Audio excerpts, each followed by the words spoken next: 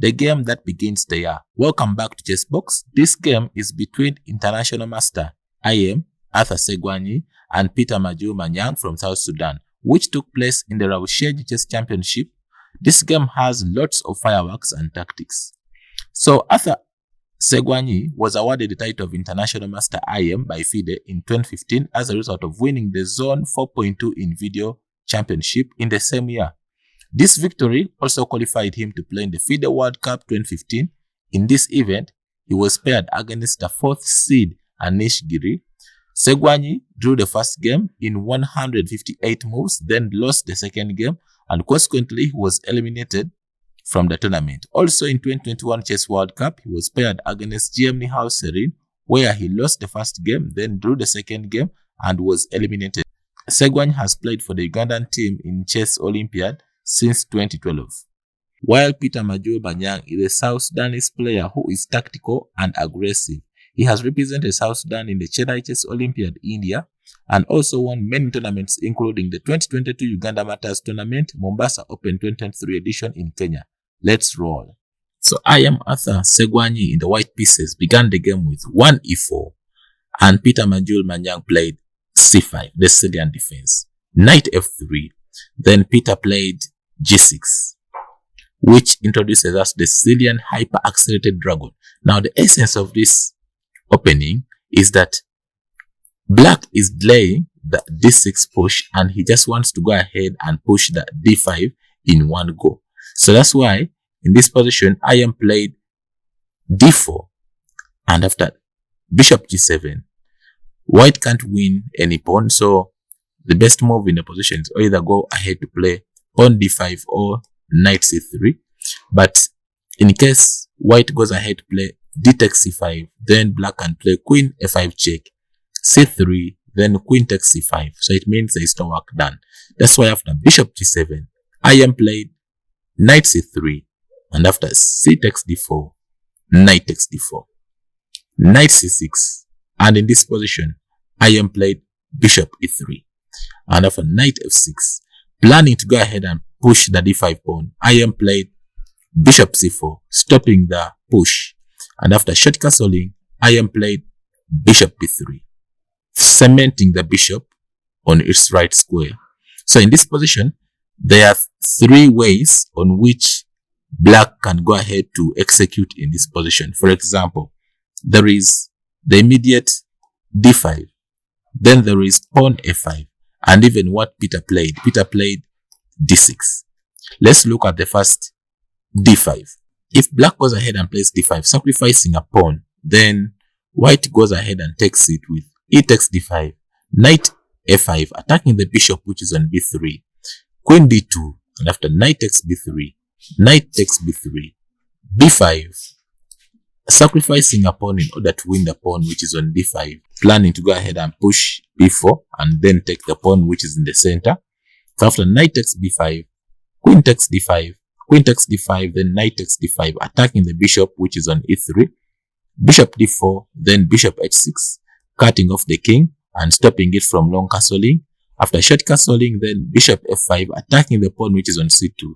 After c4, then bishop d3, attacking the rook and also attacking the pawn which is on c4. And in case of when the pawn takes d5, then the bishop can go ahead and take the knight which is on b5, also at the same time attacking the rook which is on f1. Black has a promising attack. Let's go back. After bishop b3, still we can look at also pawn f5. In case of pawn f5, pawn f4, this creates a square where the knight can still land.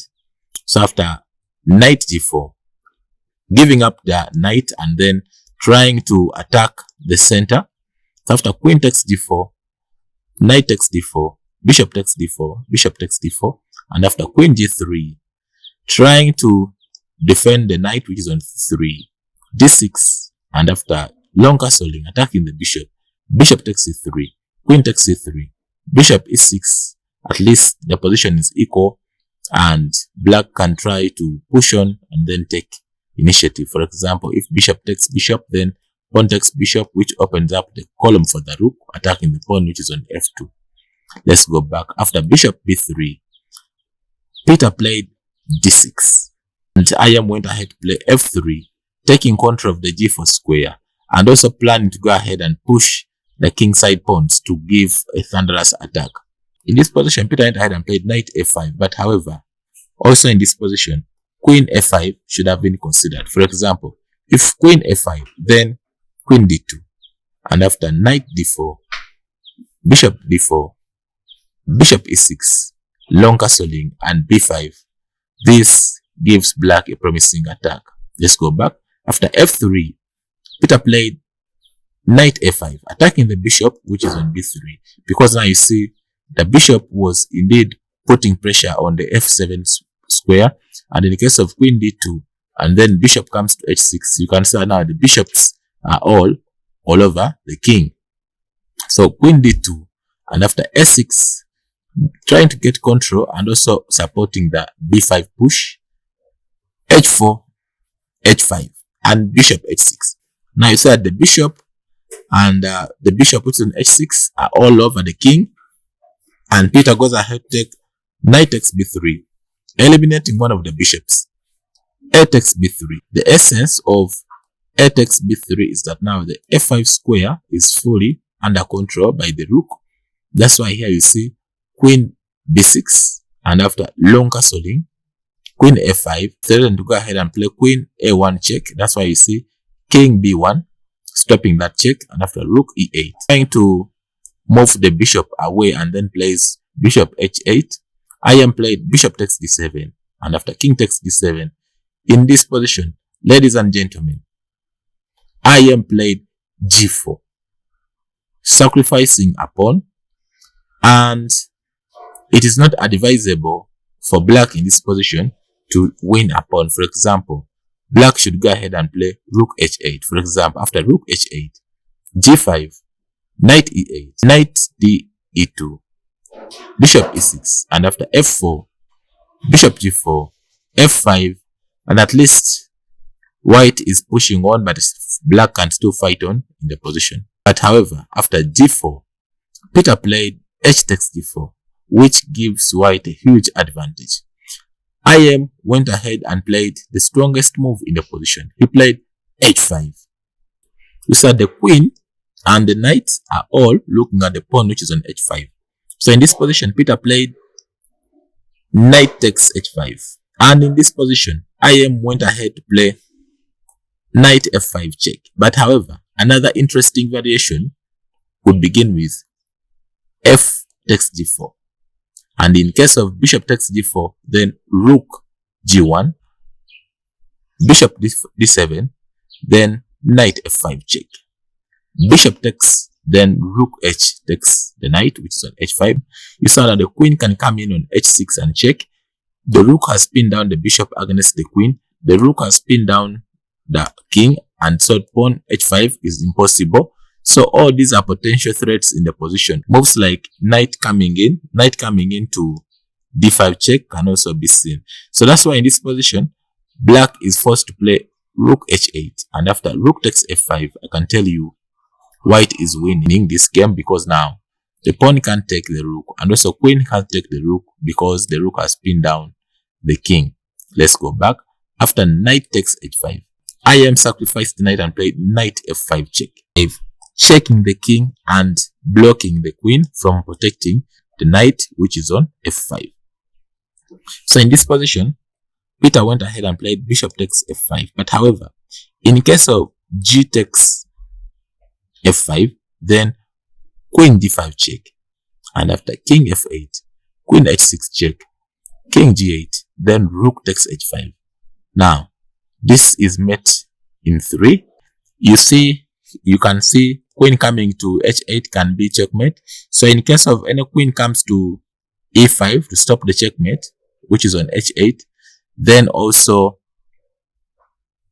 rook check can be also not easy to stop. So it is very impossible to stop the checkmate. And in case of any potential g6, then still queen can come in to check, and then rook comes into h7, and then these are all potential squares to checkmate. So that's why here there is checkmate in 3, and it is impossible to save. In this position, after knight f5, Peter played bishop takes f5, and I am played rook takes h5. And you see now that the rook has taken the knight which is on h5 and still pinning down the queen. And Peter played g takes h5, then I am played queen g5 check. After king f8, queen h6 check, king g8, queen takes h5. Remember that the bishop can't move anywhere because the queen which is on f5 can be a free piece. After queen e5, then e takes f5. In this position, Peter went ahead and played g3. But however, in case of an interesting move, could begin with rook comes to c8, then knight e4. You can see now the rook is going to come in, either rook h1 or a rook g1, and the attack is going to be immense. The knight can also swing and goes on d5, attacking all these potential squares, and I can tell you this is a serious attack. And after queen h8, queen takes g4, king f8, f6, rook c d8, and I can tell you this is a promising attack for white, and I can tell you white can go ahead to win this game. But however, after e takes f5, Peter played g3, rook g1, attacking the pawn which is on g3. So in the potential queen h4 moves can be seen to take the pawn which is on g3, e6, and in this position, IM could win the game easily by playing queen h4.